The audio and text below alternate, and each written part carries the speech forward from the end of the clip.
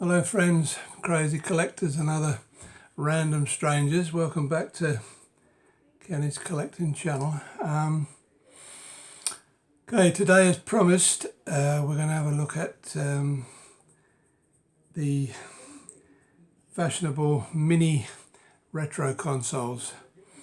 Now, as I say, the last couple of years these have become quite popular. In actual fact, it's a good way to get into retro gaming. It's a good entry level because the prices of a lot of old machines just keep going up now, and the games especially. I mean, to get these mini machines with at least 20 games, some of the machines even more. It's a good investment for what you pay for them now. I'm going to show you each machine and the packaging and what have you, how many games you get with it. But before we have a look at it, it's just worth mentioning that the prices do vary greatly on these mini consoles. Not so much the PlayStation, which for some reason wasn't very popular when it came out, probably due to the number of games and the quality of the games. I've noticed, when I've just been looking around places and online on eBay and that, the prices do vary quite considerably. So if you're thinking about investing in any of these, make sure you have a good look before you part with any cash. Now,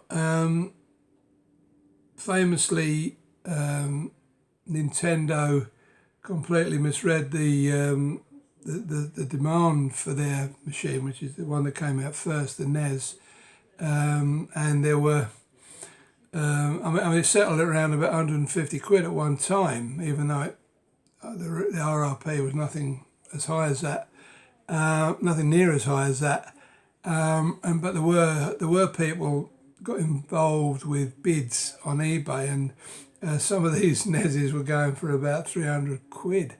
Which is a far cry from what you would pay for one today. So just a couple of little things worth mentioning there before we get into it. So we'll start. Today I'm going to show you the five official mini consoles that I'm aware of.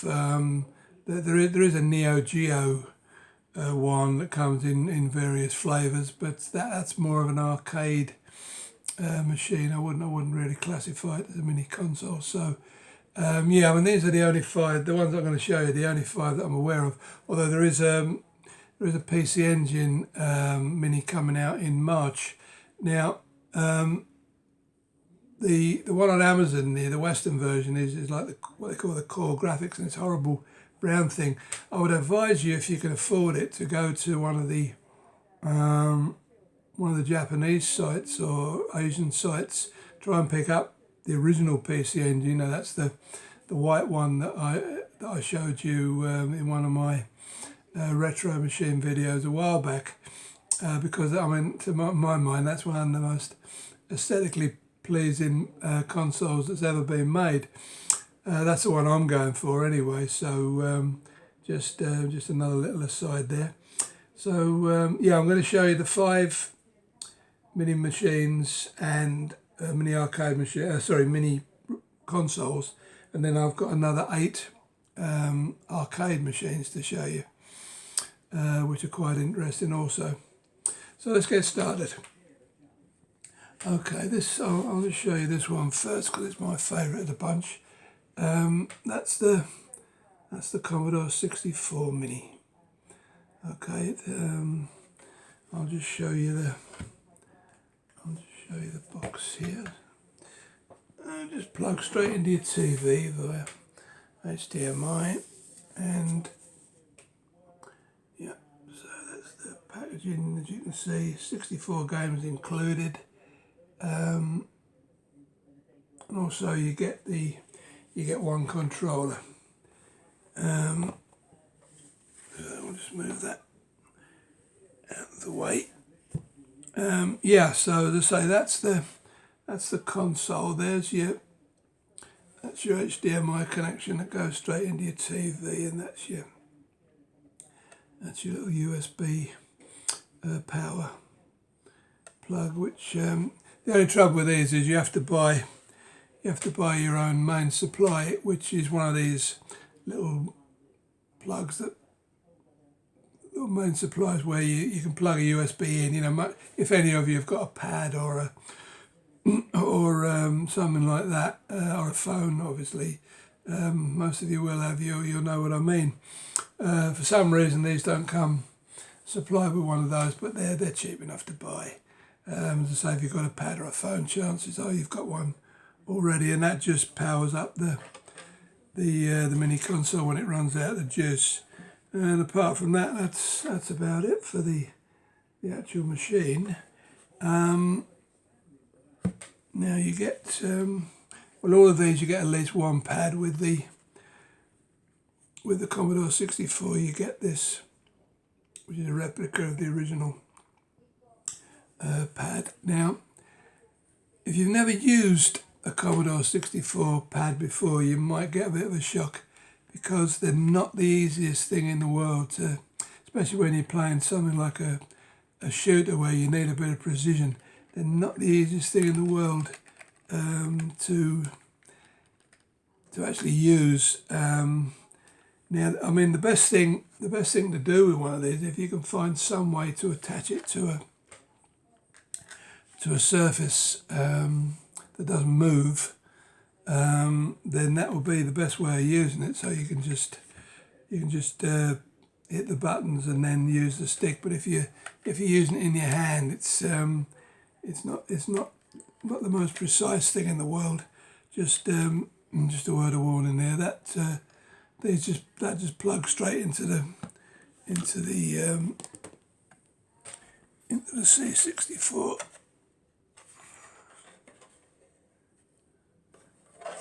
See, there's room for two, and that's your power button on the side there. As I remember, I've used it, but I'm getting old and I tend to forget these things. I believe it's the power button. So yeah, that's the Commodore. I like the Commodore 64 because it's not the easiest machine in the world to emulate on a PC. I mean, I do quite a bit of, I used to, not so much these days. Used to do quite a bit of retro emulation on PC. Some very nice ones too. Right, next we'll have a look at the SNES. I always like the American version of this. It's like a white machine, about the same shape, but it's got purple facings on it.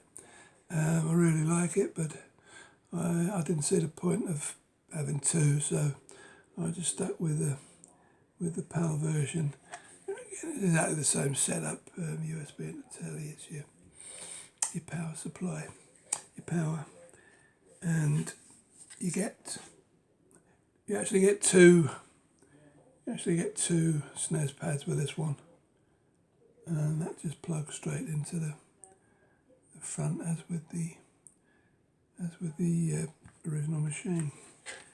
So yeah, so that's it. You get that's the box it comes in. You get, I think, 21 games. Well, that's not a lot, but the games are good quality, I have to say.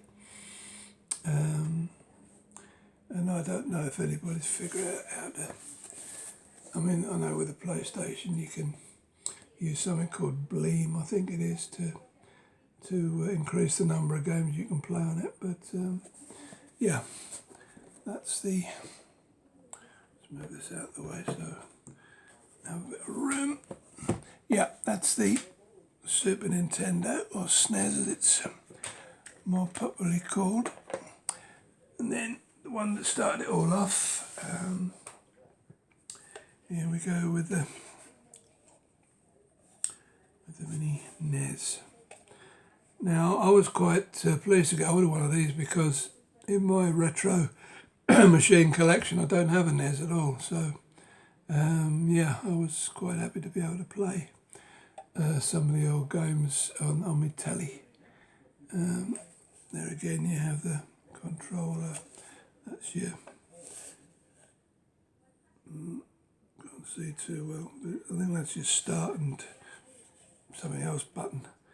Probably reset, and there again you have your HDMI and your power lead thing. Yeah, I mean that's a pretty nondescript. I mean I always thought the NES looked ugly. Nothing like the Famicom, which was the Japanese version I also showed you in one of my retro machine videos. I mean the Famicom compared with this is a marvel. And once again you only get one controller with the NES. There's the box it comes in.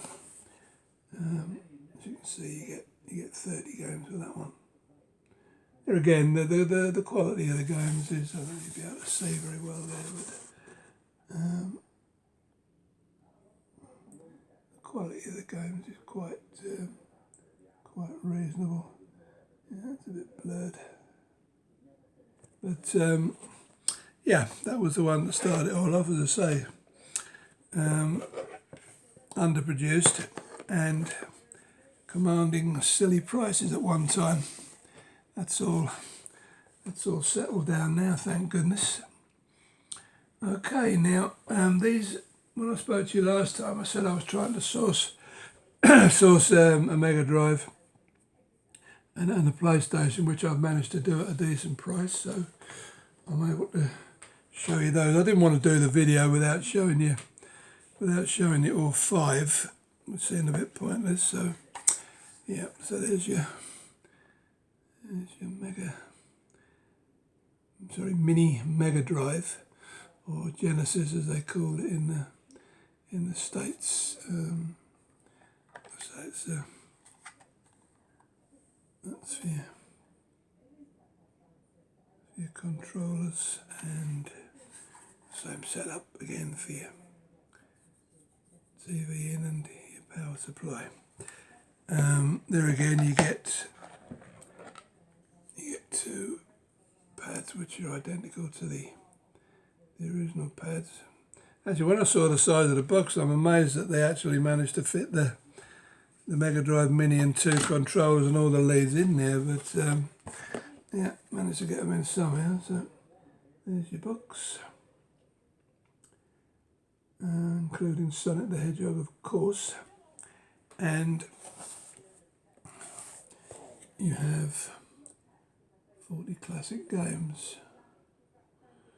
I would tend to argue about 40 classic games, maybe it's half of them are classics, but I suppose Sega assume that all of their games are classics.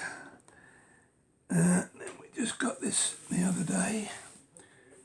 This is a rather bigger box. We have the Diddy Sony PlayStation. There's your ports for your controllers and similar setup in a different place, that's all. Yeah, I mean, it's quite a nice looking thing. It's actually identical to my Japanese PS1 that I still have. One of the few machines that made the transition from Japan to here with the same model. And then so you get, I haven't unbagged these yet, but you get two replica pads, and there's the box. As you can see, it's rather larger than the other boxes, but I mean, I don't know why, because there's a lot of packaging in there. There's a box inside a box inside a box in there, and I mean, there's no more stuff in that than there is in the Mega Drive one, which is, you know, a bit longer but a lot smaller. Maybe this just looks bigger because it's square, as opposed to oblong, which all the others are. So yes, that is that is the 5 mini consoles available at the moment. As I say, they're all fairly reasonable now. I mean, if you go at the right place, I don't think I paid any more than 65. I think is the most I've probably paid for maybe the SNES, but the rest of them have all, averaged out around 50, 55. Apart from the PlayStation, which I got for 35, I think. But that one's always been cheaper. Right, okay, I'll just have a little drink here because I'm losing my voice already. Okie doke.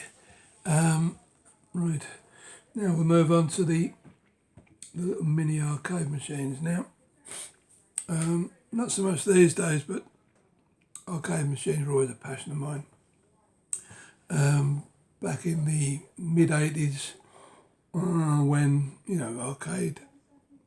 arcades and arcade machines were at their height, I used to love going to seaside places and just going around and looking at all the machines. I mean, they used to come out at maybe 10 machines a week. It was so popular. Maybe not a week. That might be exaggerating a little bit. Maybe 10 a month might be a bit more manageable. But I've always been in love with arcade machines. So when I saw these, I was quite delighted because I've got 8 of them now, and they are sort of replicas of the arcade games, obviously in smaller scale. But when you put them all together, it looks like you've got a mini arcade. Now they all come in. I haven't dragged out all the boxes, but they all come in identical boxes like this. They fit nicely in there. So if you want to carry them about anywhere, they don't move. And there's a little blurb on the back there. So as I say, these are micro players by a firm called My Arcade, and there's 10 of them, but there's only 8 of them kind of readily available in this country. There's another 2 that you have to really scout around for, and they are more expensive than the rest. I mean, I've managed to pick up most of these I'm going to show you. I've managed to pick up at around about half of RRP, in various sales at Game and on Amazon, whatever. Let's just I'll just show you. So that's the last one I bought. That's the Pac-Man, which I never managed to pick up in one of the game sales, but I managed to get that for 20 quid online, and then about 35 quid is the RRP for these. Seems rather expensive, but they are very, very well made, very strong, and the artwork on the cabinets is lovely, and I mean the cabinets themselves, are pretty much like the original versions. All you do is basically you chuck 4 decent batteries in the back. I mean, I have no idea how long they last, and then you've got this little thing that moves, and then up comes got a light on here, so I'm trying to keep the light out. So there's and then you just press the start button here. And see, I didn't. Now that might look like a MAME version of Pac-Man, but it's actually the NES version. All of these machines run the NES versions, but because they're older arcade games, I mean they don't look vastly different from the originals. I would have liked to have seen. I can hear myself speak. I would have liked to have seen the MAME versions replicated in these, but I mean, obviously MAME is a PC piece of software that allows you to actually play the proper ROMs on these arcade. And the idea of MAME is to make them as identical to the original machines as possible. I would like to have seen those, but I mean these are fair approximations. So that was Pac-Man, and we have Burger Time. I don't have batteries in all of these, obviously. I don't have 32 batteries knocking around the house at any one time, but so they're very nicely made. I can understand why perhaps they cost a little bit more than you might imagine, because there's the licensing as well, you know, of the games from Nintendo to consider. That's Galaxian.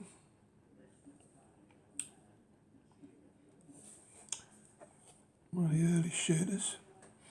The riff on Space Invaders really, except it moves quicker. And then you have one that moves even quicker. That was Galaga, another space shooter.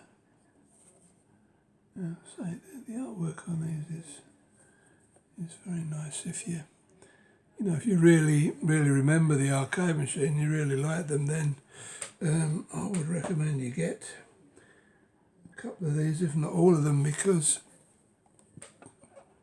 it's a real blast from the past. And cheaper than buying the arcade boards to play on a super gun or something, you know. Stick Dug. These are all fairly early games, except for a couple that I'll show you later on, they're a little bit later, but all of these are kind of from the 70s, or early 80s, late 70s, early 80s. Mappy. That's a particularly nice cabinet, I find.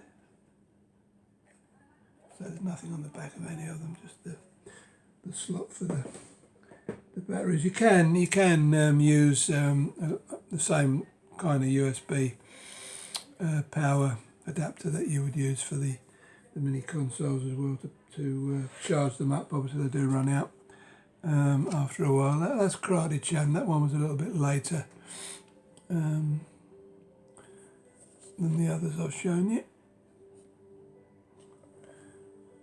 And then we have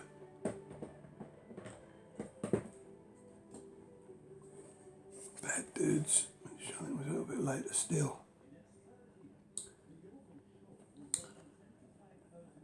I mean, I don't know if the arcade artwork is identical to that which appeared on the original arcades, but it's very nice, I find.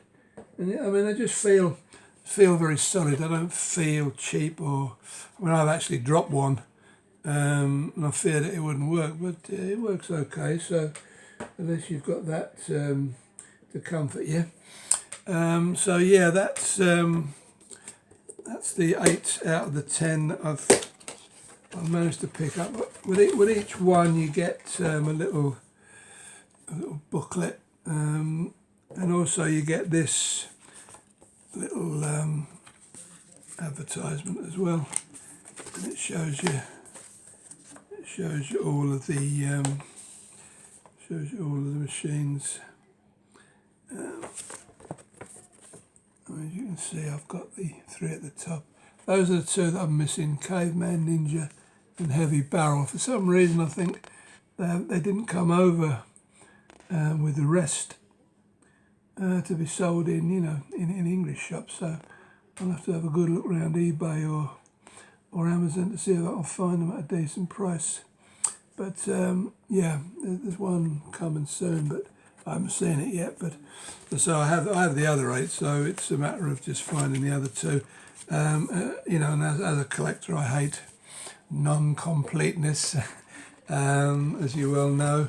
So I will be tracking those down at some point. So there you have it. Those are all the mini arcade machines that I have. I hope I've enlightened you in some way, or even better, inspired you to go out and do a bit of retro gaming. I don't do as much as I should these days because, as you all know, I'm a Destiny fanatic and I'm never get off Destiny. But yeah, so I hope you enjoyed that. I have just last week I had my 72nd birthday, so I got a lot of nice presents, and I'll be doing a pickups video within the next day or two, maybe the weekend.